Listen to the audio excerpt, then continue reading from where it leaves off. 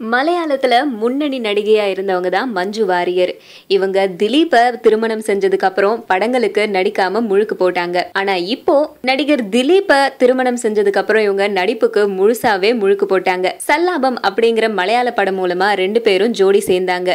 அதுக்கப்புறம் இவங்க 2 பேருக்கும் காதல் மலர்ந்ததை தொடர்ந்து இன்னும் சில படங்கள்ல ஜோடி சேர்ந்து நடிச்சாங்க. அதுக்கப்புறம் 2 பேரும் திருமணமும் செஞ்சுக்கிட்டாங்க. இவங்களுக்கு மீனாட்சி அப்படின்னு அழகான பெண் குழந்தை ஒண்ணு இருக்கு.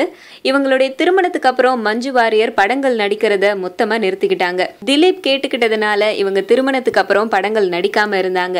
ஆனா ரீசெண்டா ஒரு கோயில் விழாவில் இவங்க நாட்டிய அரங்கேற்றம் பண்ணதும் ஒரு விளம்பர படத்திலையும் நடிச்சாங்க. இது ரெண்டுமே திலீப்க்கு சுத்தமா பிடிக்கல. ஆனா இவங்களுக்கு சினிமால இருந்து நடிக்கிற வாய்ப்பு வந்துகிட்டே இருந்ததை தொடர்ந்து திலீப் இதை ஏற்கக்கூடாது அப்படின்னு தொடர்ந்து சொல்லிக்கிட்டே இருந்திருக்காரு. இதனால இவங்க 2 பேருக்கும் கருத்து வேறுபாடும் ஏற்பட்டிருக்கு.